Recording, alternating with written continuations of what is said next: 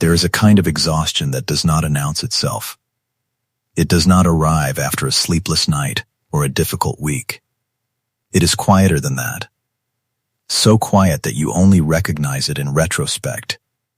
Years later, when you look back at a decade and realize you were not really there. You were functioning. You were achieving. You were meeting expectations. But you were not present. Carl Jung spent the better part of his life observing this exact phenomenon. He sat across from patients who appeared completely functional. They held jobs. They maintained relationships. They dressed appropriately and spoke coherently. And yet, something essential was missing. Not missing in the way a lost object is missing. Missing in the way a room is missing its warmth after the fire has gone out. He called this condition a loss of soul, not a clinical term, not a diagnosis, just an observation that some people continue to walk, speak, and perform while their inner life has receded so far into the background that they themselves can no longer feel its presence. If you have ever caught yourself thinking, I should be happy. I have no reason to complain. So why do I feel like I am watching my own life from behind glass? Then you already know what I am describing. The question is not whether you are broken. You are not. The question is, how long have you been surviving without ever learning how to stop? 1. The architecture of endurance. We need to begin with a distinction that Jung considered essential, but that modern culture has almost completely erased. There is a difference between strength and armor. Strength is the capacity to meet life as it arrives, to feel grief without being destroyed by it, to experience joy without becoming addicted to it, to move through difficulty while remaining open to what comes next. Armor is something else entirely. Armor is what happens when the capacity to feel is not developed but suppressed. When the nervous system, overwhelmed by circumstances it cannot control, decides that the safest way forward is to feel less, to want less, to need less. Armor is intelligent. It is adaptive. It saves lives. But armor was never meant to be worn permanently. Jung observed that many of his patients had spent decades in a state of defensive adaptation. They had not chosen this state. Life had demanded it of them. A childhood that required them to be small. A career that rewarded suppression. A relationship that punished honesty. One accommodation led to another, and another, until the accumulation of small surrenders became a permanent posture. They did not wake up one day and decide to abandon themselves. They simply never found a safe place to return. Here is what Jung understood that we so often forget. The psyche does not forget. Every emotion you suppressed is still inside you. Every desire you deferred is still waiting. Every truth you swallowed is still pressing against the walls of your throat. You have not moved past these things. You have only moved them to a deeper floor of the building. And they are not silent down there. They speak in restlessness. They speak in vague dissatisfaction. They speak in the unexplainable fatigue that settles behind your eyes at 3 p.m, even though nothing particularly difficult happened that day. What if your exhaustion is not a sign that you are failing, but a sign that your armor has finally become too heavy to carry?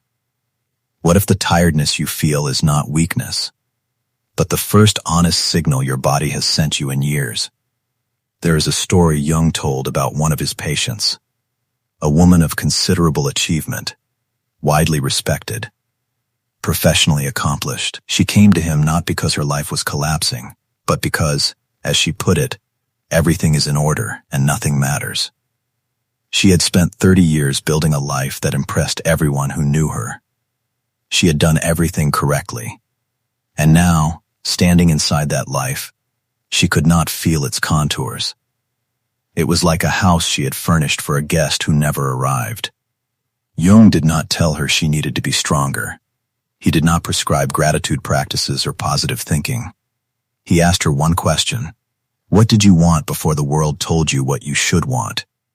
She could not answer, not because the answer was hidden, because she had never been asked. That is the architecture of endurance. It is built not from conscious choice, but from cumulative neglect, the slow, patient burial of everything that made you recognizable to yourself. And the tragedy is not that you buried these things. The tragedy is that you were taught to call it maturity. 2. The languorous collapse. We are conditioned to expect collapse to look dramatic. We imagine a breakdown as a moment, a sob in a parked car, a missed deadline, a relationship ended abruptly, a desk cleared out on a Friday afternoon. We think collapse arrives with sirens or silence, with tears or rage. But for those who have endured too long, collapse rarely takes this shape. It comes instead as a dimming, not a sudden darkness, but a slow reduction in luminosity. You stop initiating plans. You stop feeling anticipation. You stop being curious about what comes next. Not because you are depressed in the clinical sense, not because you cannot function, but because the inner pilot light has been turned so low that you can no longer feel its warmth. Jung described this as enervation of the life force. The psyche, having been asked to carry too much for too long, does not rebel. It simply withdraws. Like a country that cannot defend its borders, it pulls its soldiers back to the capital and waits. You continue to meet obligations. You continue to show up. You continue to say the right things in meetings, and remember birthdays, and pay bills on time. But inside, there is a growing sense that you are no longer the one doing any of this. You are watching someone else, a capable, competent, reliable stranger, perform the motions of your life. Jung called this depersonalization of the ego, not madness, not dissociation disorder, just the natural consequence of living for years without emotional replenishment. You cannot draw from a well that never fills. Have you ever finished a productive day, a genuinely productive day, where everything on your list was checked off, and felt not satisfaction but a kind of hollow neutrality? Not disappointment, not sadness, just nothing. That is the languorous collapse. It is not a breakdown. It is a break open. A rupture in the facade so subtle that only you can feel the draft. There is an image that captures this state better than any clinical description. Imagine a tree that has grown around a fence. Over decades, the bark has swallowed the metal entirely. From the outside, you see only tree, healthy, solid, alive. But inside the trunk, rusting and invisible, the fence remains. The tree did not remove the obstacle. It simply grew over it. That is what endurance looks like. You did not resolve the pain. You grew around it. You incorporated it into your structure. And now, even if you wanted to remove it, you are not sure where you end, and the fence begins. Jung would say, this is not healing. This is encapsulation. And encapsulation, no matter how complete, is not integration. 3. The price of being the strong one. There is a specific category of exhaustion that belongs to those who were designated early, quietly, without formal ceremony, as the strong one in their family, their friendship group, their workplace, not because they were actually stronger than everyone else, but because they were more sensitive to the needs of others, because they noticed when someone was struggling and stepped in, because they learned, very young, that their own needs would be met only after they had met everyone else's. Jung did not write extensively about codependency. That term did not exist in his era. But he wrote extensively about the persona, the social mask we wear to meet the expectations of the world. For the designated strong one, the persona is not a mask. It is a second skin. You do not take it off at night. You sleep in it. You wake in it. You have worn it so long that removing it feels not like liberation, but like amputation. Here is what no one tells the strong one. Your strength is real, but it was cultivated in a specific environment, one that required you to be self-sufficient, to absorb tension without complaint, to never be the source of difficulty. That environment may no longer exist. But your nervous system does not know that. It is still scanning for threats, still anticipating the moment when someone will need you to be steady, still preparing to suppress whatever emotion might inconvenience the group. What happens to a firefighter who spends 40 years running into burning buildings and then retires to a quiet suburb? Do they simply stop scanning for smoke? Or does the body continue its vigilance long after the emergency has passed, because it no longer knows how to rest? This is the price of being the strong one. Not the exhaustion of effort, the exhaustion of readiness. You are always braced, always slightly clenched, always holding something in reserve in case you are needed, and because you are never fully at rest, you are never fully replenished. Jung wrote, "The shoe that fits one person pinches another. There is no universal recipe for living." But the strong one rarely asks what shoe fits them. They are too busy ensuring that everyone else is properly shod. I think of a man I met briefly at a conference several years ago. He was in his late 50s, successful by every external measure. He had built a company, raised children who spoke of him with genuine affection, served on boards, mentored young professionals. His handshake was firm. His eye contact was steady. He laughed easily. And at one point, in a quiet moment between sessions, he said, "I have spent my entire life being reliable, and now I am reliable to everyone except myself." He was not complaining. He was not asking for sympathy. He was simply stating a fact that had become visible to him after 57 years of living inside it. That is the price. You become so accustomed to being the container for others that you forget you too have contents. 4. The quiet violence of suppression. We tend to think of suppression as a passive act, a simple refusal to express what is already there. Jung understood suppression as something far more active. When you suppress an emotion, you do not simply not express it. You actively oppose it. You grip it. You push it down. You hold it beneath the surface through continuous muscular effort, not physical muscular effort, but the effort of attention, of deflection, of internal redirection. This is not passive. This is exhaustive. And it is not without consequence. Jung observed that suppressed emotions do not dissolve. They do not evaporate. They do not quietly fade into the background of the psyche. They condense. They collect. They accumulate mass and density and pressure. And eventually, they begin to speak. Not in words, in symptoms. Unexplained headaches, chronic tension in the shoulders and jaw, digestive issues with no organic cause, a persistent sense of dread that cannot be attached to any specific object, irritability that flares without warning and dissipates just as quickly. Jung called these the voices of the unlived life. They are not your enemy. They are not your failure.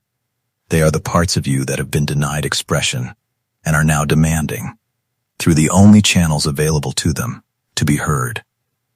What if your body is not betraying you, but finally speaking on behalf of a self you have been silencing for years? What if the symptom is not the problem, but the first honest communication you have received from your inner life in decades? 5. The shadow is not your enemy. This is perhaps the most misunderstood concept in all of Jung's work. When people hear the term shadow, they imagine something dark, dangerous, shameful. They imagine the parts of themselves they have spent a lifetime trying to outrun. But Jung did not define the shadow as evil. He defined it as unlived. The shadow is not the monster under the bed. It is the collection of everything you were not permitted to become. The anger you were not allowed to express. The sadness you were told was too heavy. The ambition that was labeled selfish. The sensuality that was called inappropriate. the desire to be held that was dismissed as needy, the creativity that was deemed impractical. All of it pushed into the basement of the psyche, not because it was bad, but because there was no room for it in the life you were expected to live. Jung wrote, "The shadow is a moral problem that challenges the whole ego personality, not because the shadow is immoral, because it is real." And when you have spent a lifetime constructing a personality based on what was acceptable rather than what was authentic, the confrontation with your own unlived life is not comforting. It is devastating. But it is also the only path to wholeness. What have you buried not because it was wrong, but because it was inconvenient? What parts of yourself have you starved because feeding them would have required you to disappoint someone? These questions are not accusations. They are archaeology. You are not digging up something shameful. You are excavating your own lost inheritance. There is a woman whose story I have carried with me for years. She was a gifted painter as a child. Her teachers noticed. Her parents noticed. But her parents also noticed that art did not pay bills, that it was impractical, that it would be wiser to pursue something stable. So she studied accounting. She became successful. She raised children. She managed a household. She did everything correctly. And in her 50s, without warning, she began to paint. Not professionally, not for exhibition. Just painting. In the evenings. On weekends. Small canvases, nothing ambitious. Watercolors, mostly. Landscapes. Flowers. Scenes from memory. When someone asked her why she had waited so long, she said, "I didn't wait. I just finally stopped running." That is the shadow, not the darkness, the light that was never allowed to shine. 6. The cult of positivity and its casualties. We live in a culture that is deeply uncomfortable with legitimate suffering, not the suffering of tragedy that we can acknowledge. We have rituals for death, for disaster, for the large and unmistakable forms of loss.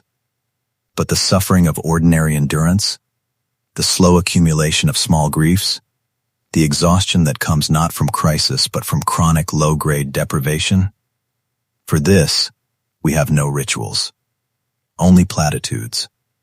Look on the bright side. Count your blessings. Everything happens for a reason. Stay positive. Jung saw this tendency not as comfort but as violence. Not intentional violence. Not malicious violence. But violence nonetheless, because it asks the suffering person to abandon their own reality in favor of a more palatable fiction. When you tell someone who has endured too much to stay positive, you are not helping them. You are asking them to continue suppressing, to continue performing, to continue wearing armor that is already cutting into their flesh. Why have we decided that feeling your pain is more virtuous than pretending it does not exist? Why is denial called strength and acknowledgement called weakness? 7. The fear of feeling. By the time someone has spent years suppressing emotion, the prospect of feeling again is not liberating. It is terrifying. You have built your life around the management of inner experience. You have calibrated your relationships, your environment, your daily habits to minimize emotional disruption. You know exactly how much stimulation you can tolerate before the system begins to overload. And now someone, a therapist, a book, a late-night realization, is suggesting that you should open yourself, should feel more, should stop running. This is not resistance to healing. This is legitimate fear. If you have spent 30 years holding a door closed against a storm, the suggestion that you should open that door does not sound like liberation. It sounds like flooding. Jung understood this fear intimately. He did not dismiss it. He did not tell his patients to just feel. He helped them build containers first. Because emotion without structure is not freedom. It is collapse. How do you begin to feel again when feeling has always cost you more than you could afford? How do you open a door when you have no memory of what waits on the other side? 8.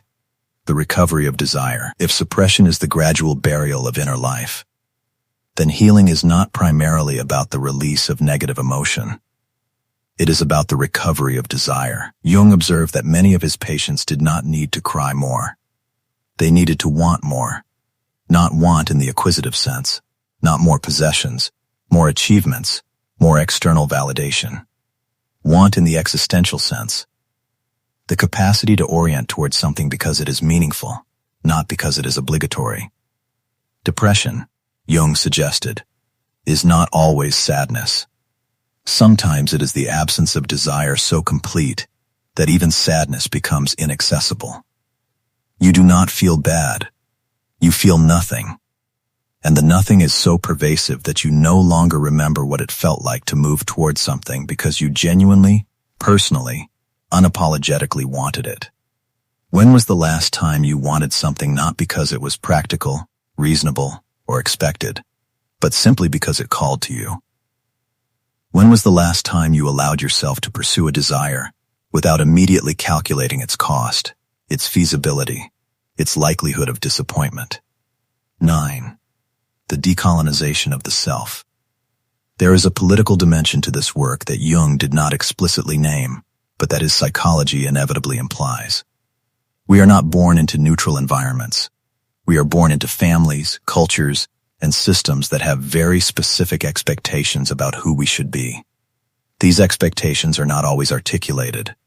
They are often transmitted silently, through approval and disapproval, through reward and withdrawal, through the subtle shaping of what is encouraged and what is discouraged. By the time we are adults, we have internalized these expectations so thoroughly that we no longer recognize them as external. They have become our own voice, our own judgment, our own sense of what is possible and appropriate. Jung called this the persona. But the persona is not just a mask. It is a colonization. The expectations of the environment have taken up residence inside your psyche and now speak with your voice. How much of what you believe about yourself is actually you? And how much is the internalized voice of everyone who ever told you who you should be? How many of your limits are genuine? And how many are inherited? 10. The slow return. Healing, in the Jungian sense, does not arrive as a breakthrough. It arrives as a return. Not a dramatic conversion experience. Not a single moment of catharsis that resolves everything. Just a slow, patient, often invisible reoccupation of territory you abandoned years ago. You do not become a new person. You become the person you were before you learned that being yourself was unsafe. Not chronologically. Not by regressing to childhood or pretending the intervening years did not happen, but by reclaiming the essential characteristics that were set aside in the service of survival. Your curiosity, your tenderness, your capacity for wonder, your willingness to need others, your right to say no, your right to say yes, your right to change your mind.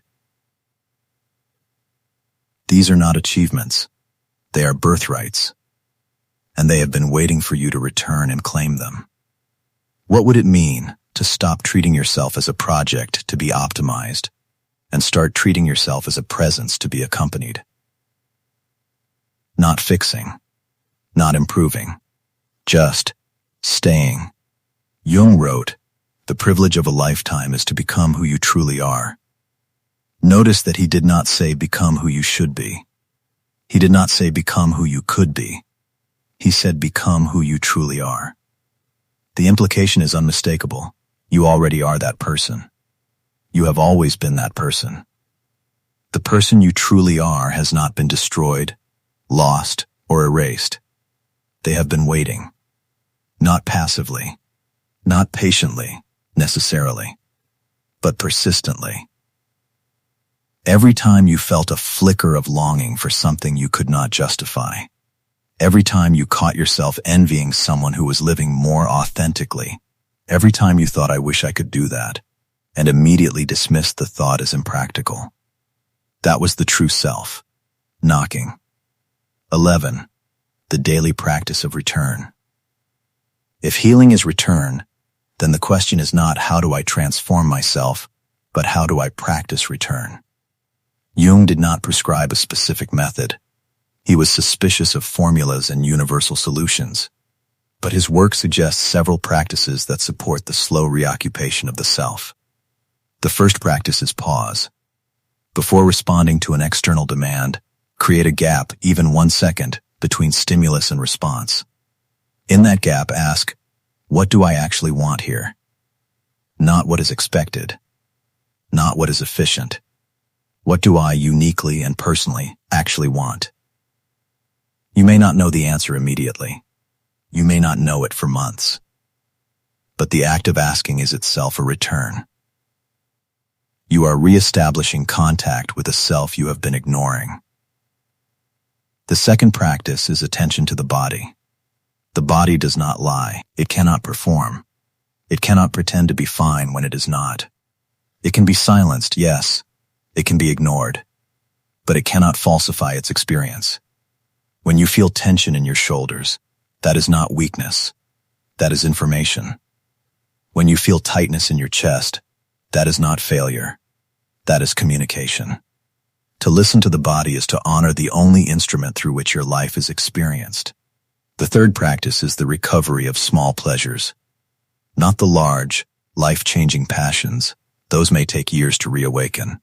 But the small ones, the taste of coffee in the morning, the weight of a book in your hands, the sound of rain on a roof, the satisfaction of a task done not perfectly but completely.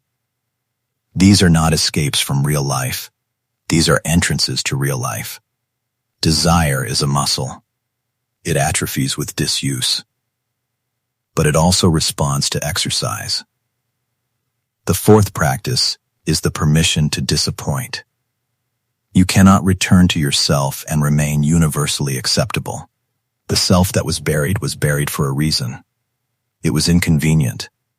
It did not fit the expectations of those around you. To excavate it is to risk disappointing people who preferred the performed version. Jung did not advise cruelty or unnecessary confrontation, but he did advise differentiation, the capacity to hold your own reality, even when it diverges from the reality of others. Not in opposition, not in rebellion, just in truth. The fifth practice is the acceptance of impermanence. Return is not a permanent acquisition. You do not heal and then remain healed forever. You return, and then you drift, and then you return again. This is not failure. This is the rhythm of all living things. Healing is not the cessation of oscillation. It is the willingness to continue oscillating without abandoning the center. 12. The grief of return. There is a grief that accompanies the return to self that is rarely discussed. When you begin to reclaim what was buried, you also begin to feel the weight of what was lost. Years lived in survival mode. Relationships that could not accommodate your fullness. Opportunities that passed while you were performing someone else's life. The version of yourself that might have been, had you been given different conditions, different permission, different love. This grief is not a sign that you are doing something wrong. It is a sign that you are finally doing something right. You cannot reclaim territory without acknowledging that it was occupied. You cannot return home without recognizing that you were gone. Jung did not rush his patients through this grief. He sat with them in it. He understood that the sadness of what was lost and the joy of what is being reclaimed are not opposites. They are two sides of the same door. What would it mean to honor your grief not as an obstacle to healing, but as evidence that you are finally healing? What if the tears you have been holding back are not weakness, but the first honest water this drought has seen in years? There is a line from the poet Rumi that Jung would have recognized immediately. The wound is the place where the light enters you. Not the wound becomes the light. Not the wound is redeemed by the light. The wound is the opening through which light enters. Without the wound, you would remain sealed, impenetrable, safe, but also unreachable. The grief of return is not the end of healing. It is the beginning of permeability. 13. The ongoingness of it all. If you have stayed with this conversation to this point, you may be waiting for a conclusion, a summary, a set of instructions, a final, clarifying statement that resolves everything into coherence. Jung did not offer conclusions. He offered openings. He understood that the psyche is not a problem to be solved. It is a process to be lived, not a destination to be reached, a territory to be walked. And walking does not end. You do not arrive at a final location and stop moving. You continue. Sometimes you progress. Sometimes you circle back. Sometimes you rest. Sometimes you lose the path entirely and have to find it again. This is not failure. This is the nature of being alive. What if healing is not the resolution of all struggle, but the acquisition of a different relationship to struggle? What if the goal is not to stop suffering, but to suffer consciously, to meet your pain as a participant rather than a victim? 14. The invitation, renewed. So here we are, not at the end of a journey, at a pause in an ongoing one. You came here perhaps because the title resonated, perhaps because you recognize something in the description, perhaps because you are tired in a way you have not allowed yourself to name, and some part of you hoped that naming it might make it lighter. I cannot make it lighter. No one can. But I can tell you this. You are not wrong to be tired. You are not weak for being exhausted. You are not failing because the healing is slow. You are simply a human being who has carried too much for too long, without adequate rest, adequate support, adequate permission to set some of it down. And that is not a character flaw. That is a logical consequence of the life you have lived. The fact that you are still here, still seeking, still questioning, still willing to examine the architecture of your own endurance, is not evidence of brokenness. It is evidence of vitality. The self that was buried is not dead. It is waiting. And it has been waiting, with the patience of deep water, for you to remember that the door was never locked from the outside. Thank you for staying. Not because you had to, not because you were waiting for answers you could memorize and apply, but because something in you recognized something in these words. And for a moment, perhaps for the first moment in a long time, you did not feel alone in the territory you have been walking. That moment is not small. It is the entire point. If this conversation has meant something to you, if it has touched a place that has been quiet too long, or named something you have not been able to name, consider sharing it, not for the algorithm, for the person you know who is also carrying more than they show.